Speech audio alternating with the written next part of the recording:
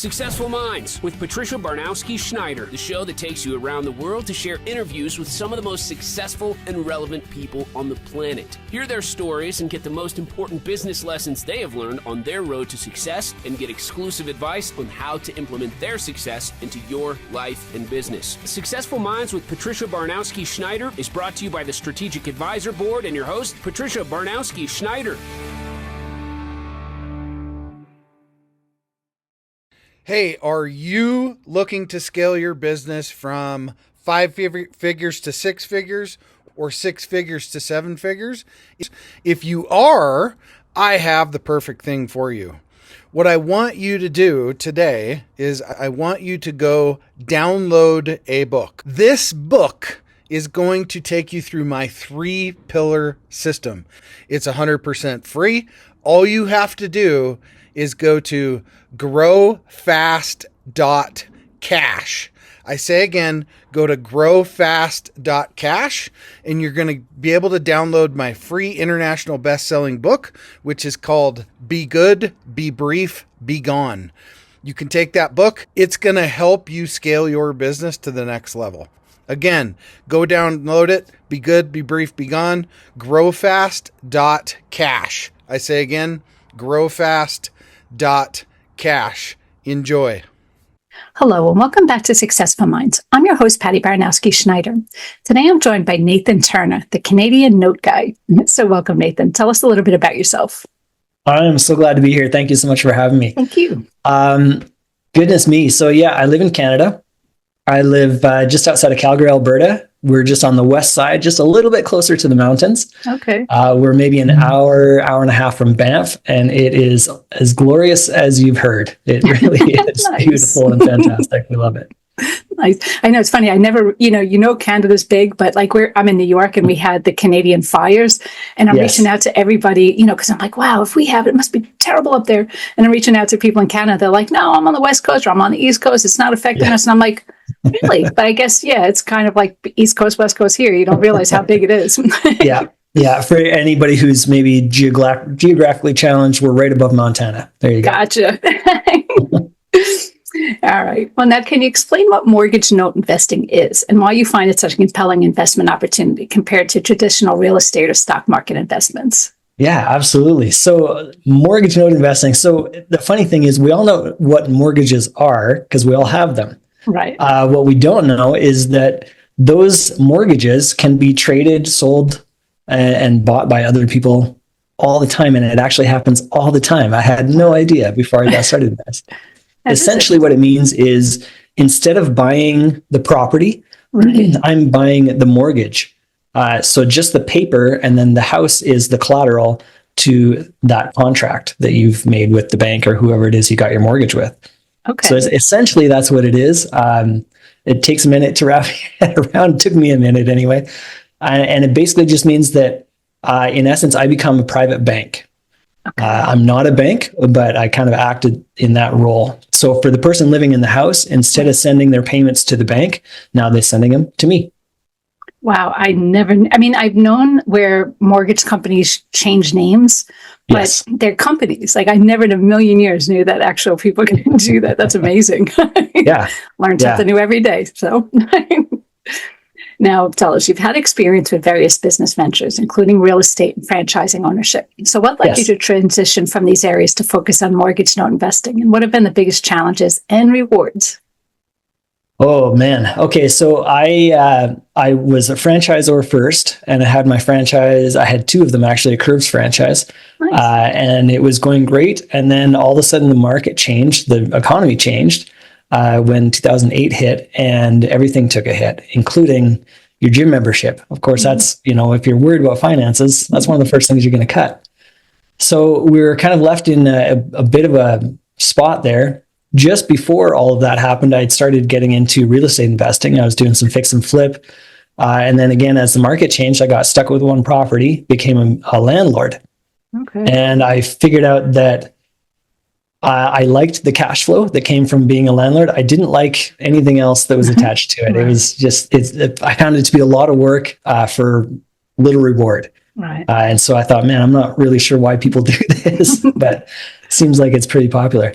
So that was kind of the background of everything. That's kind of where it all started. And then late 2008, early 2009, I was introduced into this world of note investing, and kind of, fell into it. Right place, right time, talk to the right people kind of thing. Wow.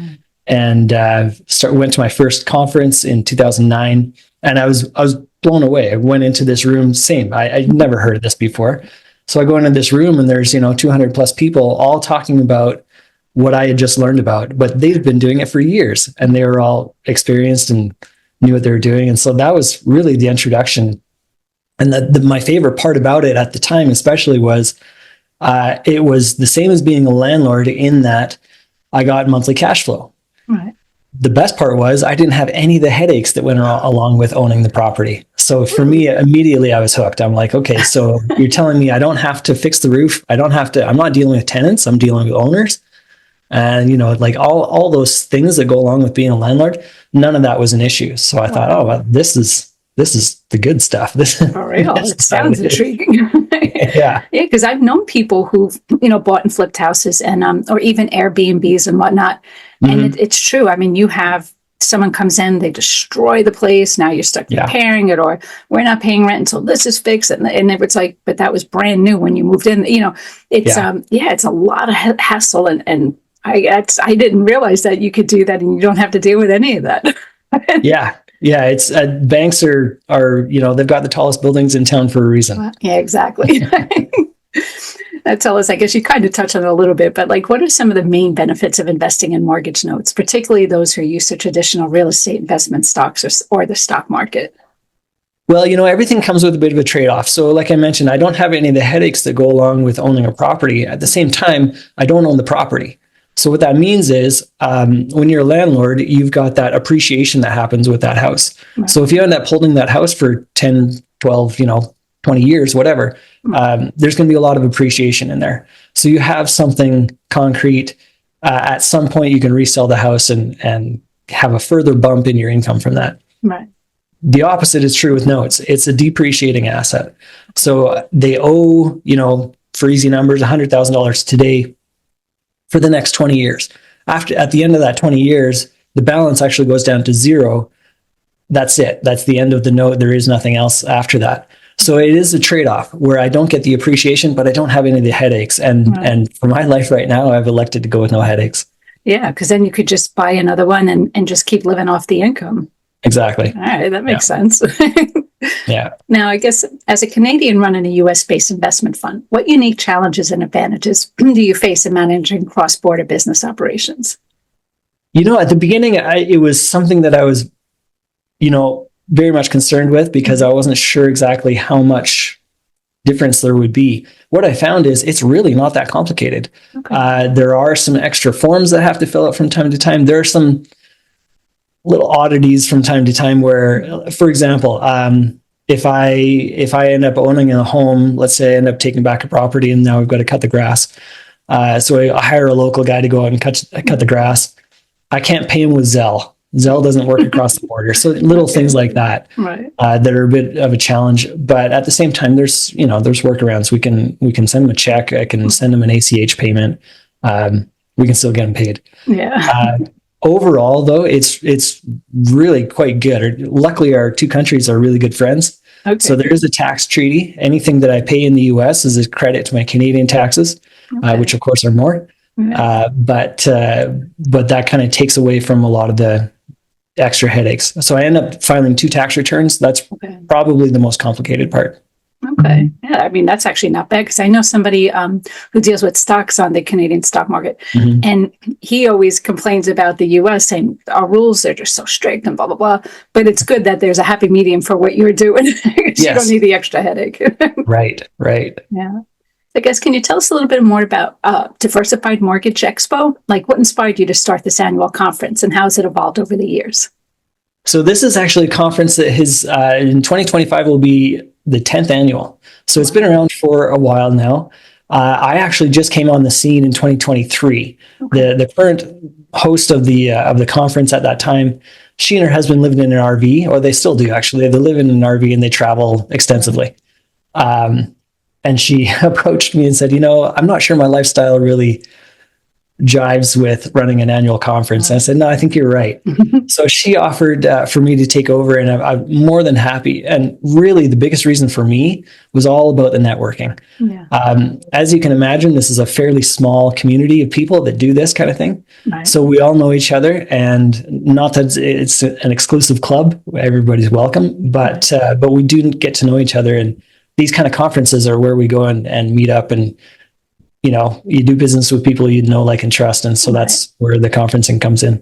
That's awesome. And you say it's a small network, because I guarantee you probably so many people out there have no clue this. I never heard of this. And I work in investor relations, so I deal with REITs all the time, and never in a million years heard of this. So that's actually really, really nice. And it's great. We early on, and I think it's always been the case for this conference, but early on we decided, this is never going to be something where we're selling people. Right. You come to a conference oftentimes, and then it's one big pitch for one thing or another. And I get it. That's a viable business model. It's not what we're doing. Right. For ours is just purely educational networking for people to come together, learn, network, grow your business. Right. That's what we do. Very, very nice. I mean, it is true. Every conference I've gone to, they're trying to sell something. But, I think because, times change, industries change, stock market obviously is changing, interest rates, blah, blah, blah. So educating each other is huge. Right. And it's nice to network, because even though you're all in the same business, there might be deals in a certain region you just have no interest in, pass it on to someone else, blah, blah, blah. So, nice. Definitely. There's niches within niches within niches. And so it's fun to get together and talk about, I started doing this. Oh, really? That's interesting. And, it's really fun to share. Nice. Now tell us, what trends are you currently seeing in the mortgage note industry? And how do you think these will impact the market in the next few years? Looking to grow your business beyond 5 figures, 6 figures, 7 figures plus? What I want you to do is go download this book. The title is called Be Good, Be Brief, Be Gone. It will help you grow your business past 5, 6, and 7 figure. Go download the book today, growfast.cash. I say again, growfast.cash, and download the book for absolutely free. So that's a great question, because when I got started, like I say, 2009, 2010, all there was in the market really at that time were what we call non-performing mortgages. So that's where the person living in the home, or whoever owns that mortgage, is not making payments. So they were all defaulted mortgages. There's different names, bad paper, whatever, where people were not making these payments. Over time, probably 2018, 2019, we started to see a shift where we saw less and less of those becoming available, which is a good sign of a good economy. Yeah. Not so good if you're a non-performing note investor. So we've actually shifted over where now I've got a fund where we take on investors, and then we take that money and go buy performing mortgages where people are making regular payment. Right. And it's a different approach. It's certainly a different, income type and approach to it, but it works really well, and it allows us to pivot no matter what's going on. Well, I'll tell you, one of the cool things that I really like is when I'm buying a performing mortgage, all kinds of things can be going on in the economy. Inflation's up, economy's down, this, that, everything else. The mortgage that I bought is an already established set of terms. Mm-hmm. So whatever is outlined in the contract, in their mortgage, that's what continues to happen. So unless and until there's an event where the person's not able to make payments, other than that, nothing changes. We just continue on with whatever those terms were in the original agreement. Yeah, because I know, so many people, it's like the economies, they'll take on 2-3 jobs. They know they have to make a mortgage payment. That's right. It's like you could say, I'm like you say, I'm not going to go to the gym. I'm not, going to rent cable, but you have to make sure you have food on the table and roof over your head. And that is priority. Yeah. But now it's weird because, I know nothing about this stuff, but I know one of the big things, I knew somebody who was in real estate here, and like, a lot of things now, low income housing, blah, blah, blah, or they'll have Section 8 in certain homes. And these people sometimes just won't pay, and then you get squatters who and the government doesn't really do a whole lot to help them. So, that's where you focus on the functioning ones, right? Just because something like that could really be down, because it's years before they can finally get them out. And at that point, and then what happens? The mortgage companies will just sell it for whatever they can get? Or because I've known people to do that, where someone defaulted on a mortgage and, they'll sell the home, but like dirt cheap, for back taxes or whatever. So I guess that you have some nightmares and that stuff too, but we've had all kinds. We've got one in Chicago actually that is still not finished. Interesting one real quick. So it was a foreclosure. I bought it when the house was already in foreclosure. So whatever had happened previous, that was not my doing, not my, anything I was involved with. But so it was just finishing up foreclosure. The foreclosure completed in February of 2020. And of course, March 2020, everything shut down. In April, somebody moved into the house without my knowledge. And we are still, in fact, I've got a court case this week. We're still trying to get them out. So that's the nightmare scenario. And yes, it can happen. I don't want to give the impression that this is all sunshine and rainbows. There are definitely challenges and things come up. For the most part, if somebody defaults on their mortgage, the lucky thing is I'm not a bank. So I am way more flexible. Okay. So I think that, in general, note investors, we're actually better at the defaulted side than the banks are, because we can be so much more flexible. Right. So we've got the tons of latitude where we can make modifications to the loan. By and large, any note investor will tell you that the number one goal is to keep the people in the home. It really is. Not only is it, feel good and it's the right thing to do, it actually is one of the most profitable exits for this kind of a thing. So yes, we're very much motivated to keep people in the homes, and we work to that end. Nice. Good stuff. I'm sure people will enjoy hearing that. Yes. And now, someone who's new to mortgage note investing, like, what advice would you give to them to get started? And what are some common pitfalls to avoid? I think number one thing, something that I say a lot, is it's not real estate. So it's real estate backed, it's real estate related, but we're not buying the real estate. Ideally, we never actually own the real estate. That's our best case scenario. Okay. So that's kind of the first thing to just get your head around. And then second of all, because it's not real estate, just because you've done fix and flip, you've been a landlord, it doesn't mean that you're necessarily up on everything you need to know for note investing. Okay. So get some education. And again, that's not even a pitch. I don't teach. So there are people I can refer you to if you'd like, but get some education. Make sure you understand how the business works, because this is more of a finance game than it is a real estate game. Wow. It is true, because even in real estate, I mean, that you can't just go into it blind. You have to really understand. And even all the schooling in the world, it's still not rocket science. It's not like you can just figure it out. So I can only imagine how much training and knowledge people have to have for this type of investing. Yeah, and experience. It just comes with, there's new things that come up all the time. So it's good to learn. But even your conference, where you say it's almost like mentorship, everybody's in the same space. So you're just, bouncing ideas off of one another and, helping one another. So that's a huge thing. Now, you use a tagline, removing the roller coaster from real estate investing. So can you elaborate on how mortgage note investing provides a more stable investment option? Yeah, absolutely. Like I mentioned, when we're buying a note, it's an already set term. Right. So if the person, had already agreed to pay, for easy numbers, $500 a month at whatever, 7% interest rate for the next 30 years, it's going to stay that way. So by and large, most people, if they've been paying on their mortgage, they will continue to pay on their mortgage. Right. That's generally how that goes. Versus something like the stock market. And stocks can be fantastic, but they can also be really terrible at the same time. So it's up and down, and white knuckling it, making sure you're being able to hang onto your seat. Right. Whereas I think note investing provides a much more stable, much more predictable type of investment. Right. And like you say, it's not like, interest rates and everything can change, but mortgages, people are going to pay it. It's not like, you could say, oh my God, what are groceries? Oh my God, gas prices up, gas prices down. The mortgage is what it is. I know that that's what I have to have every month. And it is what it is. There's no surprises. So exactly. Nice. Yeah. I guess looking ahead, what do you see the future of mortgage note investing, and what role do you hope to play and shape in the future?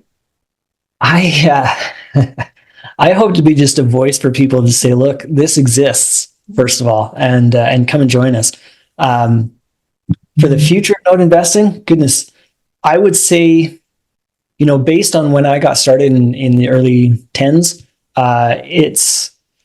it's become more imperative to know what you're doing. Back then, because there were so many defaulted mortgages out there, pricing was really low. It was very easy to get in, make all kinds of mistakes and still be okay. Right. Today, not so much.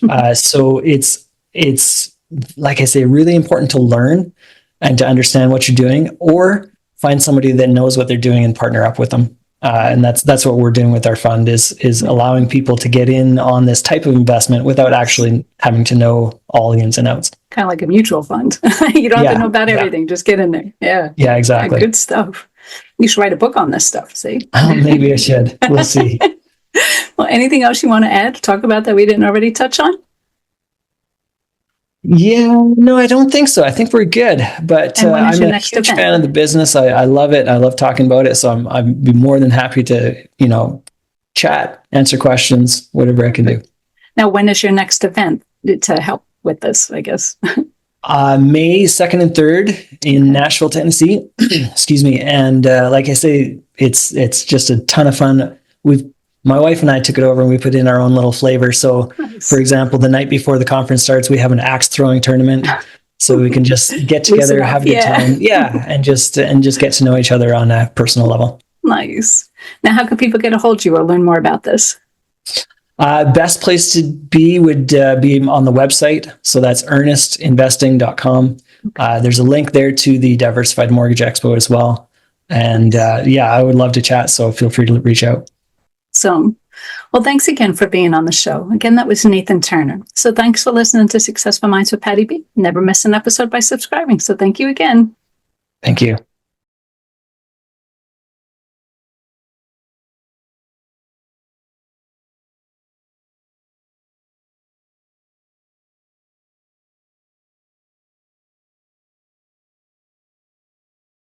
Hey, we all want to scale our business. Hey, I have the answer for you today to help you do that. If you're looking to scale from 5, 6, even 7 figures and beyond, book called Be Good, Be Brief, Be Gone.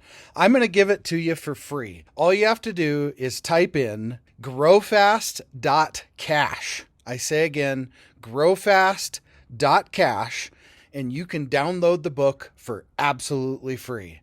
I hope the book helps you this year.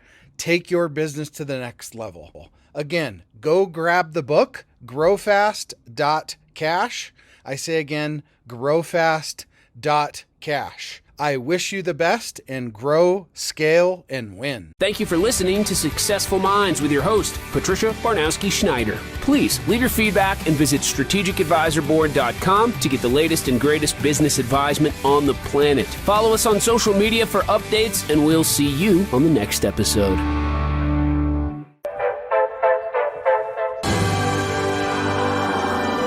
There it is. Magnum. Holy moly. Yeah, baby! That's what I've been waiting for! Dear God.